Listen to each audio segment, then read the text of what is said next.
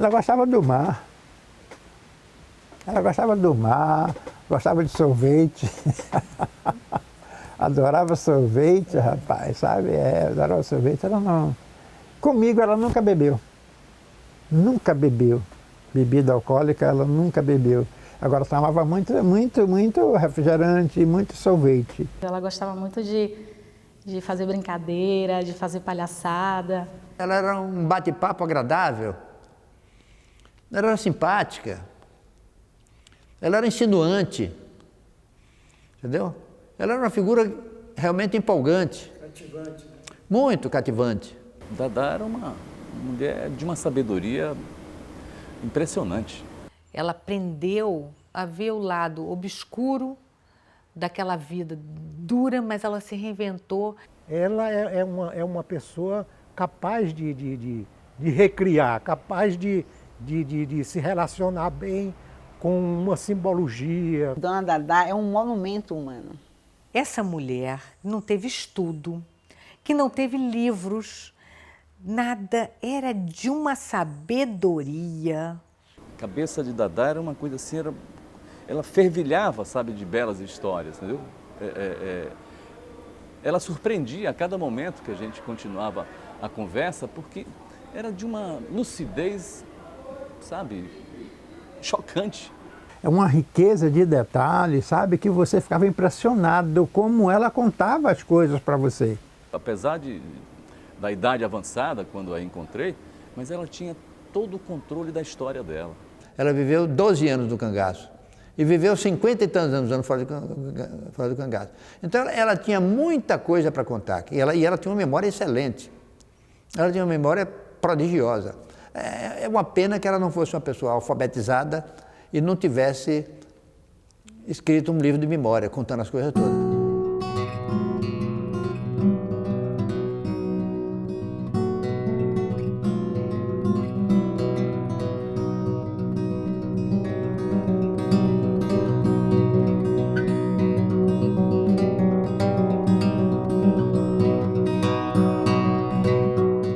Então, por isso que chega com Dadá, Florência e Rio Branco e a menina Zefinha, pede rancho, pede pouso ao fazendeiro, dizendo que eram romeiros, devotos, que iriam pagar promessas em Bom Jesus da Lapa. O fazendeiro Zé Pacheco, que já era, né, um devoto do padroeiro da Lapa, Bom Jesus, ele cede, né, pouso aos cangaceiros, embora que disfarçados de romeiros, né? Era romeiro, ele dizia que era romeiro, que ia para lá para do Bom Jesus. Ia pagar uma promessa, né, que Curisco teria feito ao santo. Mas isso nós sabemos também que era só uma válvula de escape, que de lá a intenção deles era pegar a condução pelo Rio São Francisco e chegar a Pirapora, Minas Gerais. Houve o episódio da morte de Dona Leogéria naquela mesma noite e Dadá se ofereceu para confeccionar roupa de luto que o viúvo usaria no dia seguinte, né, durante o enterro. Na casa do meu avô estava uma sentinela e estava um cramor que nunca tinha morrido uma pessoa na família. E aí eles acompanharam nesse tempo, enterravam ela em Barra do Mendes. Eles acompanhou o caixão. Disfarçada, longe de demonstrar qualquer tipo de comportamento de cangaceira, estava totalmente atípica. Se fosse para viver do jeito que eles viviam, vivia a vida toda. Ninguém viu nunca revólver neles, ele nunca andava com conversa com ninguém. Não. Depois que ele viu o horror, foi o que a gente veio saber. Mas era delicada, uma beleza, mulher. Houve covardia, que gritaram, se entrega a Curisco, e veio seguido de bala. O rapaz sem poder pegar nenhuma arma, eles estavam selando o animal para ir embora, quando ela pulou um muro e uma cerca, quando caiu do outro lado, ela não tinha mais uma perna, estava esfarelada, sabe? Foi muita bala. A hora que paiaram ela lá no mato, botaram ela na rede. E aí, naquele sujeiro de estrumo de gado que tinha, meu avô tinha muito gado. Botaram ela num carro de boi e junto com o Curisco. Curisco ainda estava vivo, Curisco ainda falava. O Curisco é colocado dentro de um caminhão e levado, né, para, na época de Djalma Dutra, como era conhecida a cidade de Miguel Calmante, da sua emancipação e mudança de nome. Ela disse, Teres, o carro de boi não andava nunca, sabe? Não chegava nunca, fazendo aquela zoada, aí eu querendo que chegasse. Ela teve de sofrer uma amputação na cidade de Miguel Calmon e outra amputação em Salvador, no Hospital Santa Isabel. Ela fez mais de 15 cirurgias. Foi amputando, até que, entendeu? Ficou só o toco mesmo aqui, uma coisa assim horrível. E sendo Dadá uma pessoa que se contrapôs contra o Estado, uma pessoa que é vista como uma subversiva, pensando já na terminologia da década de 60, então é uma pessoa não grata e o Estado não ia disponibilizar recurso suficiente para tratar uma pessoa que era malquista pela ordem constituída.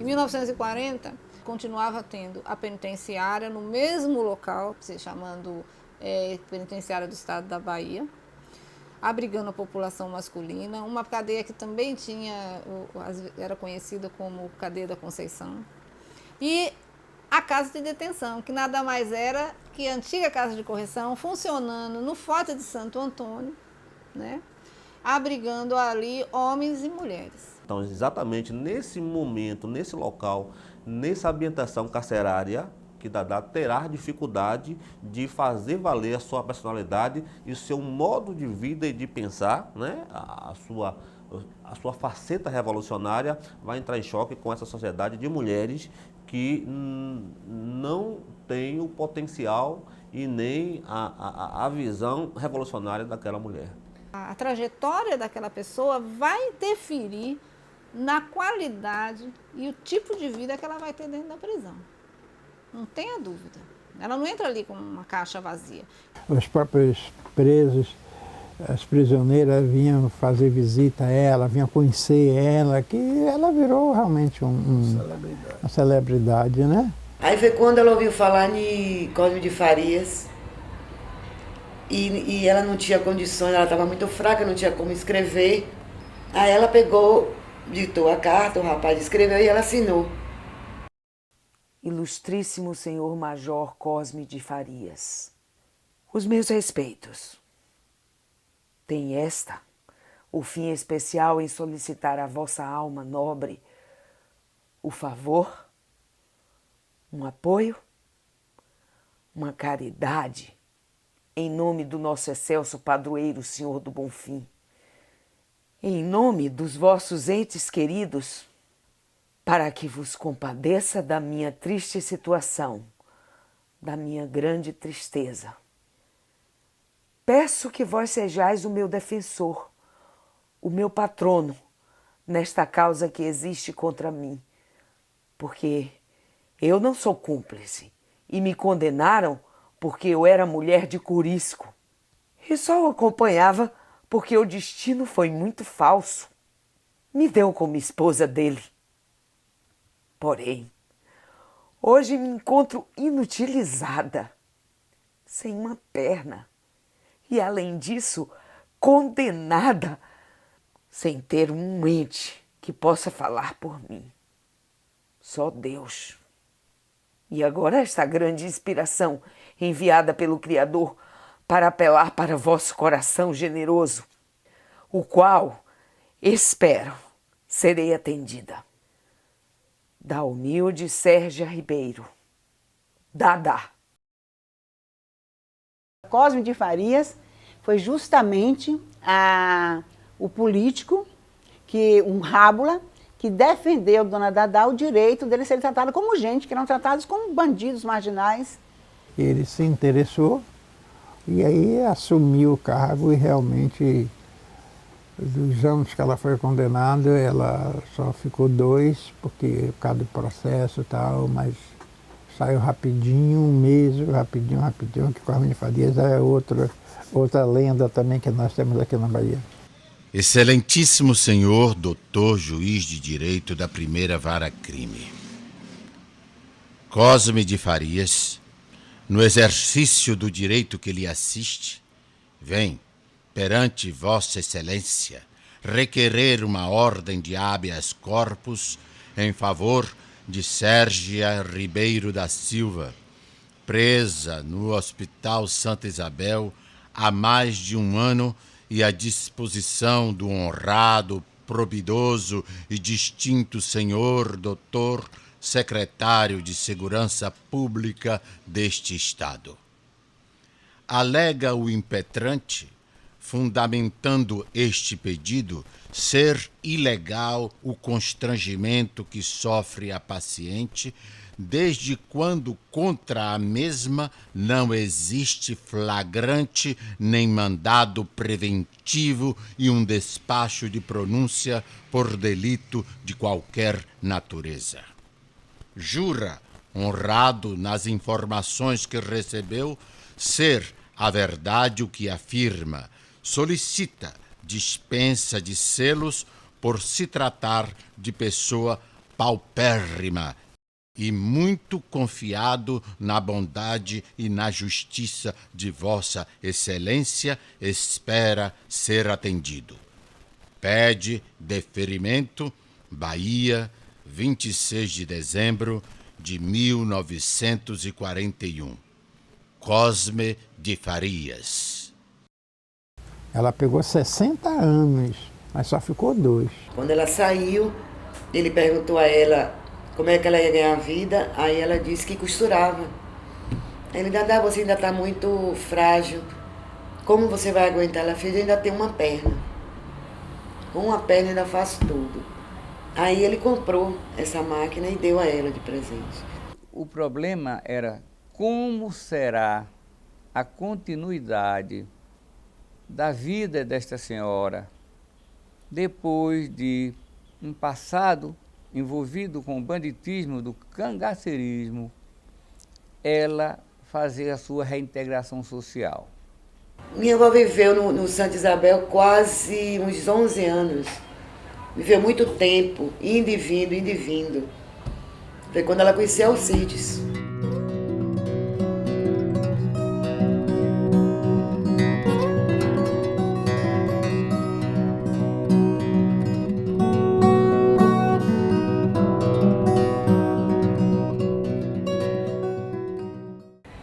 Ele tinha se internado para fazer uma cirurgia de sinusite e soube que ela estava ali, né? E ele foi até o quarto onde ela estava. Quando chegou lá, ele se apresentou dizendo que era fã de Corisco e que tinha o maior amor por ele, admirava muito ele. Aí ficava todos os dias indo visitar ela, né? Aí ele se apaixonou por ela. Aí ele disse, olha, prometo a você voltar aqui para te tirar daqui e casar comigo. Eu quero que você seja minha esposa. Eu vou cuidar de você. Dona Dadá deu muita sorte em pegar seu Alcides, que é diferente assim dos irmãos dele, tudo delegado, tudo com arma, tudo muito fechado.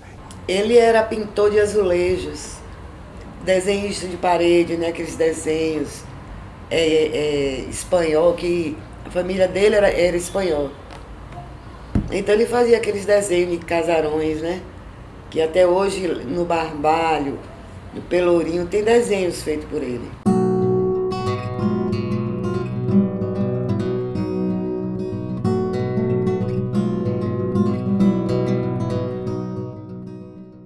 Os filhos chegaram, né? A não ser Silvio, que ficou lá em Santana de Ipanema. Minha mãe veio com 26 anos e do Carmo veio com 17 anos. E minha mãe estava gestante de mim. Aí logo no outro mês eu nasci. Minha avó tinha alugado uma casa para minha mãe próxima a dela, né, no Barbalho. Aí assim que minha mãe começou a sentir as dores, ela veio andando até a casa de minha avó. Quando minha avó chegou no quarto, eu estava nascendo. Aí ela fez, mamãe, aqui é um presente que eu estou te dando. Você não pôde me criar, nem criar meus irmãos. Então essa é sua. Ela começou a assumir os netos, a casa enchia de gente, era uma loucura, e ela sem poder andar direito, mas ela tomava conta de tudo. E aí ela acordava cedo, ela tomava o banho dela, ela pegava a bolsinha dela, tomava os remedinhos dela, e tinha uma menina que morava com ela, Marcília. Então, assim, Marcília levantava assim junto com ela dizia, olha, Marcília, compre isso, faça isso, vamos fazer isso para comer hoje. Ela era muito trabalhadeira, aí queria lavar a frente da casa toda e molhar as plantas, e eu tinha que ir junto com ela.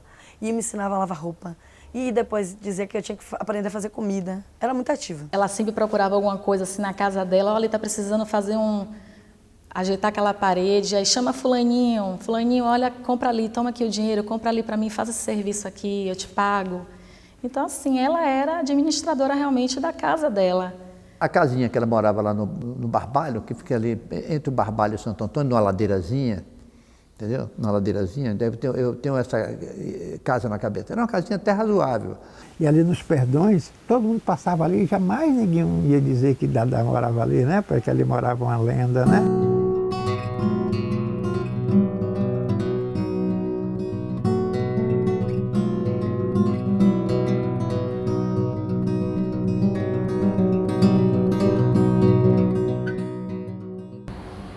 Eu nasci, meus primos nasceram, meus irmãos nasceram e minha avó sustentou a gente em cima de uma máquina.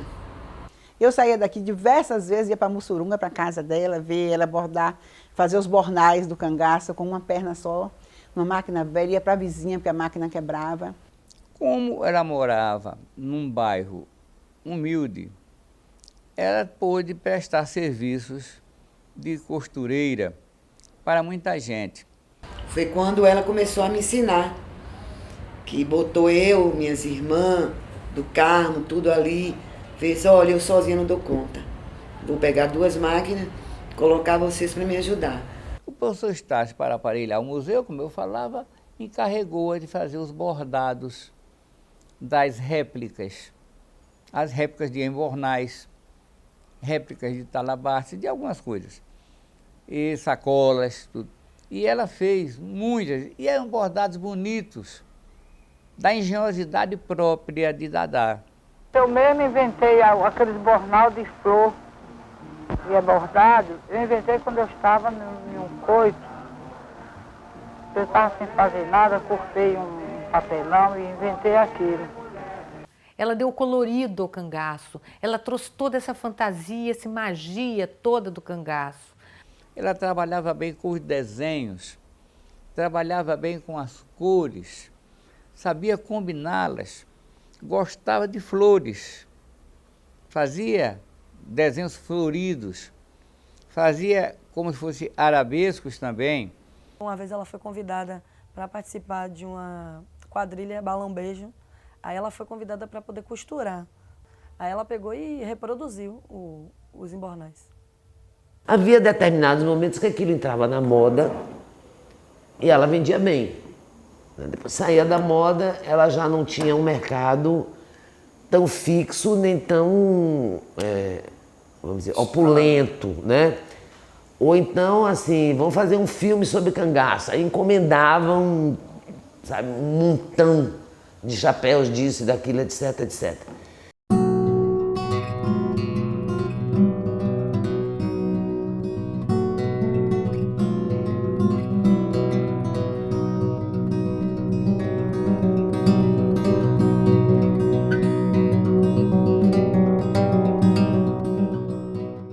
Ela era bem relacionada com políticos, com advogados, com juízes, com desembargadores. Ela se relacionava bem com essa gente, porque essa gente tinha curiosidade. Rapaz, vinha gente de toda parte do Brasil visitar Dadá. Sabe? E quem ela gostava muito e sempre ia lá mesmo era Jorge Amado. Ele pensou em fazer um romance sobre Dadá, mas não escreveu. Primeiro porque ele mesmo me revelou que ele é um ficcionista e uma pessoa muito levado pela imaginação. Então, como Dadá era viva, E então ele teve receio da imaginação dele entrar em choque com a visão de Dadá, e isso pudesse provocar algum atrito, algum desconforto, não é? Como já tinha havido com Glauber Rocha. Houve um desentendimento entre Dadá e Glauber numa exibição que Dadá não gostava de Deus e Diabo na Terra do Sol, não gostava da imagem dela no filme, ela não se reconhecia no filme.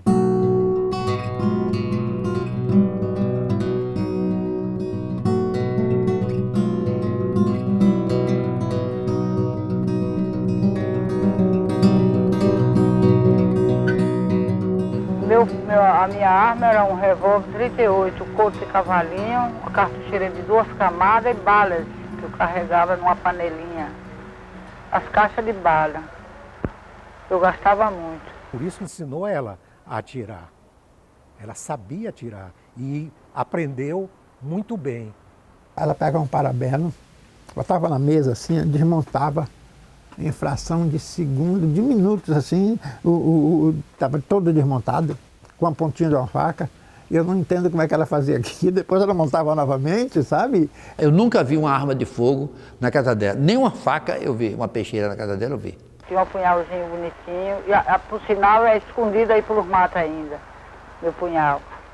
É uma bonequinha, o cabelo de prata, parece que contém 5 aliancinhas, feito aparelhado com ouro. E era para enfeite. O punhalzinho era para enfeite, que eu não ia furar ninguém. Agora a arma era para eu me divertir. E ela tinha a armazinha assim dela, e quando ela dormia, ela botava a arma embaixo do travesseiro. Ela não tinha uma arma só, ela tinha 2 armas. Era uma de socar, calibre 28, que essa era a que ela pedia para limpar. E tinha uma também, um rifle calibre 22, que era aquele de quebrar assim, sabe? Que tinha uma trava assim do lado assim, você puxava assim. E quando a gente acabava de limpar as armas, a gente ia fazer o test drive, né? E aí eu fui lá para baixo pro quintal colocar lata de óleo. Aí quando eu tô colocando uma lata em cima da outra, só vi a lata voando, mas foi ela, já tinha tirado. Eu acho que se entrasse um ladrão na casa dela e ela tivesse armada, ela trocava tiro com eles. A casa dela, na frente tinha um portão, mas o fundo era aberto. Então tinha facilidade de alguém entrar. E aí entrou uma pessoa e ela ouviu as pisadas, né? Aí ela pegou a arminha dela, aí fez assim, tem alguém aqui. Aí levantou, aí minha mãe já ficou apavorada, todo mundo com medo, né? Tem alguém aí, tá querendo roubar alguma coisa aqui em casa. Aí eu sei que ela, com a porta fechada, ela atirou. Aí quando foi de manhã, tava lá umas gotinhas lá de sangue. Eu perguntei várias vezes, a senhora chegou a matar alguém? Ela disse, não sei. Eu participei de alguns fogos. Participei de algumas escaramuças. Parece até que ela usou esse termo. Participei de algumas escaramuças e dei muito tiro. Agora, se matou, eu não sei. Agora eu atirei para matar.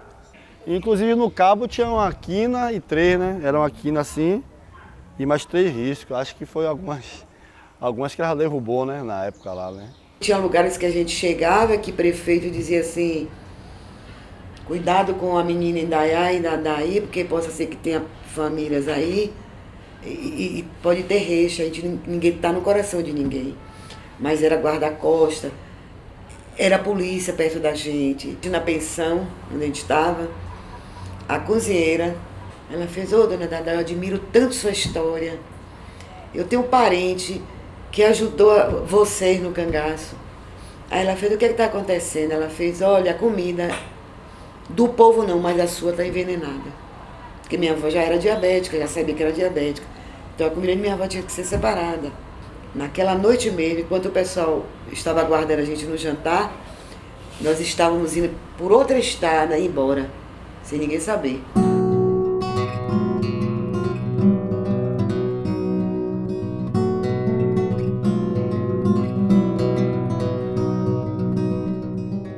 Quando o Corisco morreu, ele foi enterrado lá numa cidade aí do interior da Bahia, Miguel Calmon, né? Parece que ele foi enterrado em Miguel Calmon. Posteriormente ela foi lá, pegou a ossada e botou essa ossada num baúzinho pequeno, e esse baúzinho vinha debaixo da cama dela. Minha avó, quando teve Miguel Calmon,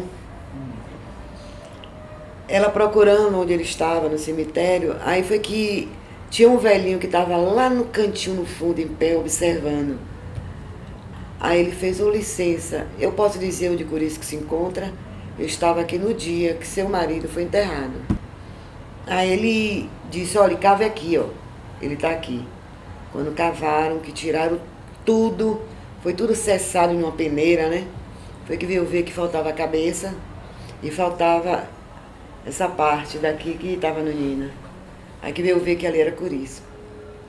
Aí minha avó chegou na pensão onde a gente estava, se encontrava em Miguel Calmon, comprou 2 bacias, comprou sabão, lavando, colocando nas bacias, enxugando ossinho por ossinho.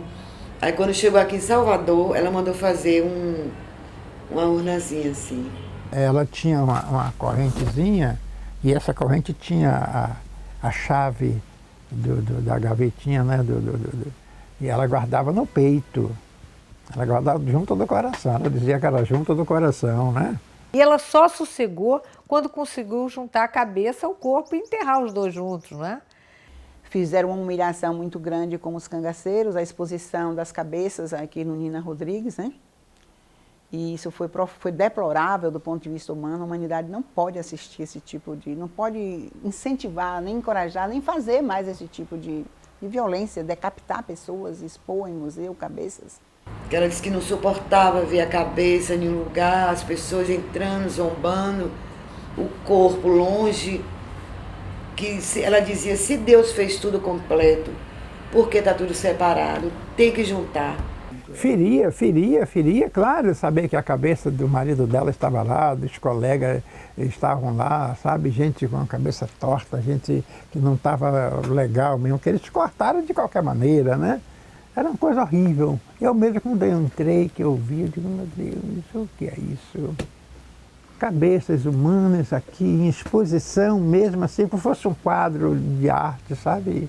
Havia desde Lombroso, uma tentativa de correlacionar alterações anatômicas com alterações criminais na sociedade. E isso aí foi superado. Na parte de antropologia física, existiam peças que eram muito importantes na história como referência, e eram peças que atraíam muito público, porque o público tem uma certa atração pelo exótico. Quando ela visitou mesmo as cabeças que era ali no Nina, ela ouvia, ninguém sabia que era a Dadá que estava ali, mas ela ouvia pessoas passar e xingar os cangaceiros que estavam ali no cemitério.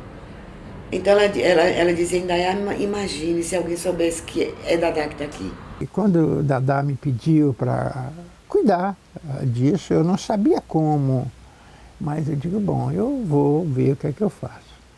Eu fui ao doutor Estácio. Doutor Estácio, nós estamos com um museu de cabeças humanas. Isso é muito feio. Você não pega essas cabeças, não faz cabeça de cera e enterra, manda a família enterrar. Ele se aborreceu, sabe? E aí, tudo bem, eu saí, procurei uns amigos que eu tinha advogado na época, e a gente entrou com uma ação e foi rolando, foi para Brasília, eu fui para Brasília também, e até que, enfim, a mulher de um governador aqui e tal, a gente conseguiu enterrar mesmo, juntar. Agora, só quem tinha os ossos era a Dadá. Isso aqui é uma procuração que ela me deu, que é para enterrar a cabeça da turma do cangaço. Eram como troféus de guerra expostos para amedrontar o povo. Foi uma grande coisa, foi uma grande vitória no dia que, graças a Luiz Viana Filho, essas cabeças foram retiradas do Museu Nina Rodrigues para serem enterradas devidamente. Era uma coisa miserável.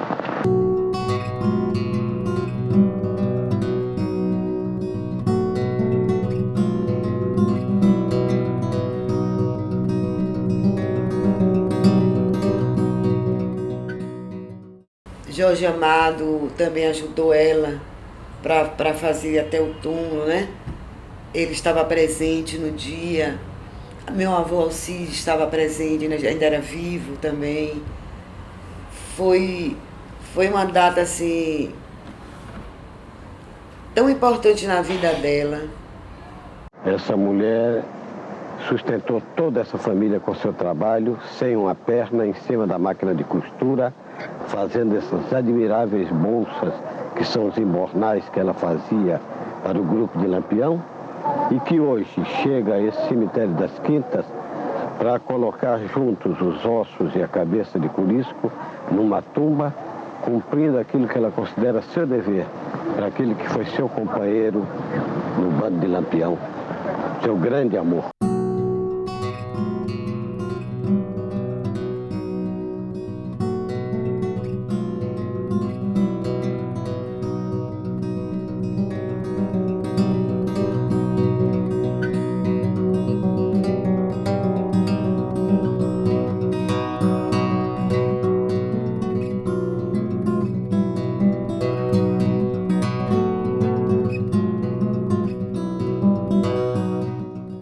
Eu não conheci Corisco, eu conheci Alcides.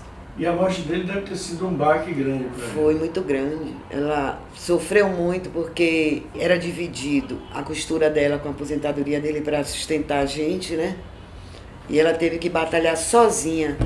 Eu exerci um mandato de vereadora mais votado da Bahia. Foi quando o Valdir era governador da Bahia, pedi uma audiência com o Valdir. Ele atendeu, ele deu 2 máquinas de bordar à dona Dadá. Essa foto foi no dia que ela recebeu o título de cidadã de Salvador, no dia 15 de junho de 89. Você não pode imaginar o que foi aprovar esse projeto de lei de concessão do título de cidadã de Salvador, dona Dadá. Toda vez que entrava em plenário, esvaziava o coro, caía, tirava de pauta. Isso foram anos para poder aprovar isso aí, mas aprovamos. Foi um esforço pessoal, nem os segmentos da esquerda compreenderam isso aí. Ah, você está apoiando uma cangaceira? Ah, o cangaço é... Eu falei, não, o cangaço não é contra o povo. O cangaço é uma expressão popular das mais vivas da história do Brasil. Então, nós conseguimos para ela a sobrevivência através das máquinas de costura, o título de reconhecimento público cidadã, mulher, uma criatura humana, que merecia respeito, carinho, e a aposentadoria com 2 salários mínimos. Realmente foi uma revolução.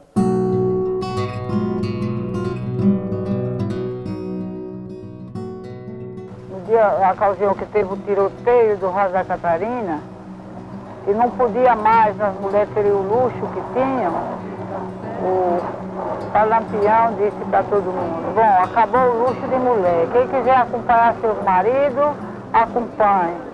Ela me disse que se um dia conseguisse voltar ao Raso da Catarina, provavelmente saberia localizar onde ela teria deixado a máquina de costura, né? que escondeu na hora que o grupo foi obrigado a deixar aquela região. Aquilo me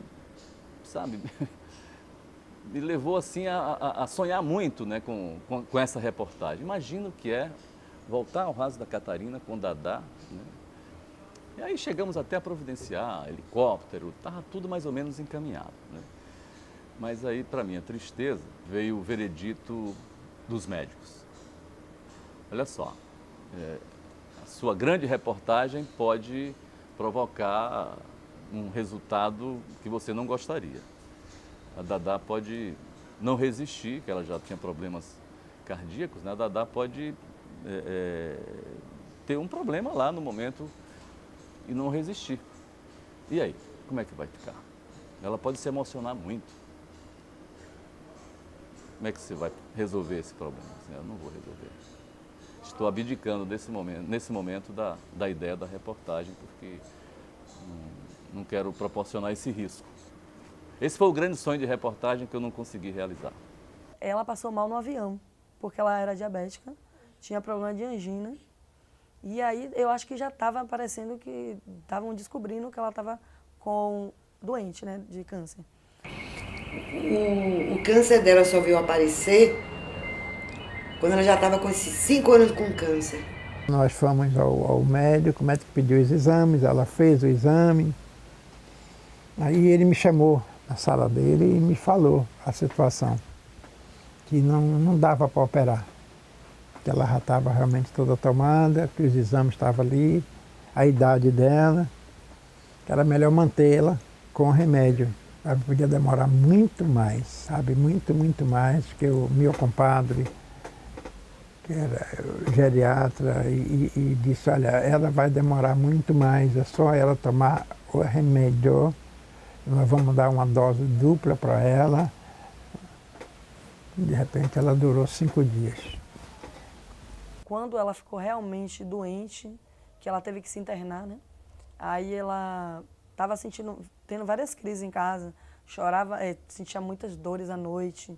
E como eu te falei, quando chega um estágio da doença, a pessoa não come mais, né? Fica muito debilitada, tem que ser levada direto para o médico, fazendo vários exames. E teve vezes que ela não pôde voltar, porque tinha que fazer biópsia. Então, como ela era diabética, era uma situação, não era corriqueira, igual de uma pessoa normal. Tinha que ficar sendo assistida lá no hospital para poder não ter uma complicação maior. Aí ela chegou a ficar 2 meses lá no São Rafael. Ela se internou para fazer o exame, que ela subiu para fazer o exame, desceu, aí constatou que ela estava com câncer e que eles iam operar. Quando eu vim ver minha avó gemer, já foi no fim. Que tudo que ela comia não ficava, ela jogava para fora. Aí foi quando apareceu esse Carlos Kleber e disse, a gente precisa internar Dadá. A gente correu hospitais e nada. Minha avó não tinha convênio. Aí foi que ele esteve aqui no Hospital das Clínicas e conversou com o diretor. Minha avó não ficou em UTI. Ele esvaziou o quarto, mandou esterilizar tudo, tirar todos os pacientes. Um quarto só foi para minha avó. Ela, no leito, né, do hospital, chamou assim eu, Carlinhos, do carro. Minha mãe estava embaixo na sala de visita e não estava no quarto. Aí mandou a gente colocar a mão nela. A gente colocou a mão. E a primeira ela fez assim, Carlinhos, coloca a mão aqui na mão de Indaiá. Aí ele colocou, aí ela fez, perdoe sua prima. Aí ele, tá perdoado. Perdoe seu primo, tá perdoado. Aí bote aqui do karma sua, que a gente não estava se falando, né? Aí fez assim, vocês vão me prometer uma coisa? Aí, prometemos, minha avó, prometemos. Estou não chorando. Ela fez, não deixe minha história morrer. Aí teve um dia que Fátima chegou lá para visitar. Aí disse assim, você está muito abatida. O senhor hoje vai para casa dormir e eu fico com Dadá. Eu já vim preparada para dormir com ela. Ela despertou e virou para Fátima, fez, Fátima, nesse armário aqui do lado da cama, tem uma maletazinha que tem umas coisas minhas, pinte minha unha, passe batom e bote perfume. Aí Fátima, não pode, dona Dadá. Ela fez, Alcide já está aí, Curisco ali, já está me chamando, está na hora de eu ir. Vá, Fátima, faça isso para mim. Aí Fátima botou o batom. Foi tanto que quando a gente chegou lá, minha avó estava de batom. Ela passou o batom, passou o perfume, aí virou para Fátima e fez, Fátima, Raimundo, aí foi dizendo o nome de que ela queria deixar o recado, né? Você vai dizer isso, fulano dizer isso, fulano dizer isso. Foram para 5 pessoas da família. Depois eu soube que ela se internou no hospital e operaram ela. E quando operaram, quando me disseram, já tinha 4 dias. E ela mandou me chamar, eu fui lá.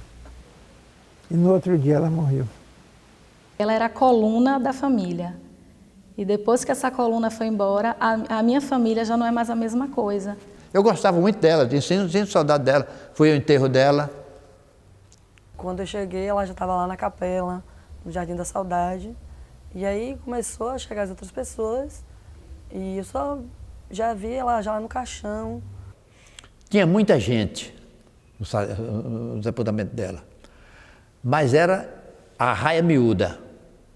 Não me lembro de nenhum político importante, não me lembro de nenhum historiador importante, não me lembro de nenhum escritor importante, não me lembro dessa gente lá. Agora, o povão tinha muita gente.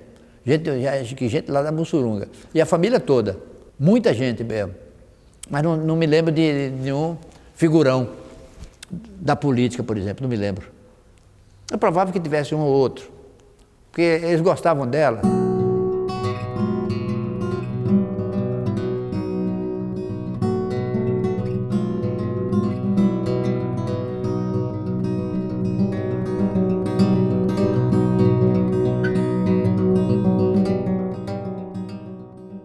Dadá era uma pessoa muito lúcida, muito íntegra em relação a uma existência marcada por muitas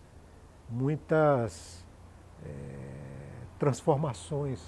Era uma mulher que conhecia, pela experiência que teve, o lado bom, generoso e o lado mal, perverso da vida.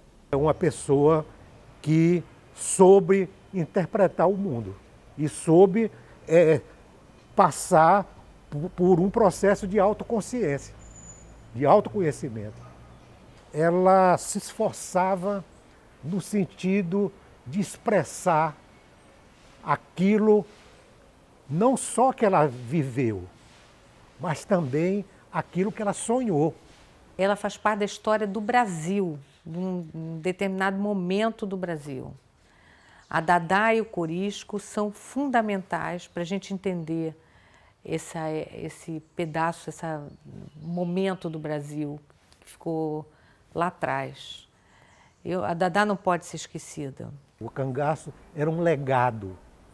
O cangaço era vamos dizer assim, uma flâmula da história do Brasil contemporânea e que ela foi um sujeito histórico e que conheceu pessoas que ela considerava da maior importância.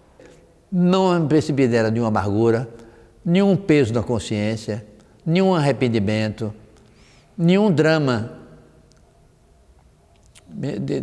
de consciência. Não percebi nada disso nela. Ela era uma pessoa absolutamente em paz consigo própria. Podia ser até que ela escondesse, né? Porque a gente não consegue penetrar na alma de ninguém. É difícil, né? Ninguém penetra na alma de ninguém. Mas me parece que ela não tinha drama de consciência, não. É como se diz assim, eu fiz o que tinha que fazer porque as circunstâncias me forçaram. Mas as circunstâncias desapareceram e eu deixei de fazer. Então, ela era uma pessoa de bem com a vida. Dadá teve 7 filhos com o Corisco. Tem 30 e tantos netos e ainda bisnetos. E essa mulher extraordinária, essa mulher admirável, essa mulher que para mim é um símbolo do povo brasileiro, pela sua coragem, pela sua generosidade, sua obstinação, sua capacidade de se sobrepor a todas as dificuldades. Ela se reconhecia, ela se projetava naquilo que ela participava. Não tinha nenhum arrependimento. Tem uma coisa que ela não gostava. E uma vez ela realmente respondeu com agressividade a uma pessoa. Quando perguntou assim, no tempo que a senhora foi bandida, ela ficou retada com isso e disse, me respeite que eu nunca fui bandida. Eu fui cangaceira. Eu fui vítima de uma sociedade agressiva. Todo mundo era agressivo naquela época. Todo mundo era violento naquela época, então eu era violento também. Mas hoje eu não sou mais. Naquela época ela tinha que viver a Dadá por sobrevivência. Mas eu acho que esse bom dela, essa coisa maravilhosa toda que ela é hoje, ficou guardadinha aqui dentro dela. E aí quando ela veio viver agora a vida do hoje atual, fora do cangaço, então ela aflorou. Ela mostrou aquela mulher que ela tinha escondida dentro dela. Uma pessoa de muita clareza em relação ao que ela pretendia, ao que ela desejava e, sobretudo, aquilo que ela viveu. E mesmo a gente vendo a história depois dela, a história do que ela construiu, a história dela hoje, depois da morte da Dadá e depois da saída do cangaço, ela é um exemplo de vida. Eu cresci no meu contato com Dona Dadá. Eu fiquei mais gente, eu fiquei mais inteligente. Fiquei mais humana, fiquei mais sensível. Uma grande figura humana, uma bela figura humana, uma saudosa figura humana, que eu tenho muita saudade dela. Mas se ela veio ao mundo para cumprir, tem que cumprir. Quem vinha ao mundo para cumprir o que Deus marca, ou rindo ou chorando, ela tem que cumprir.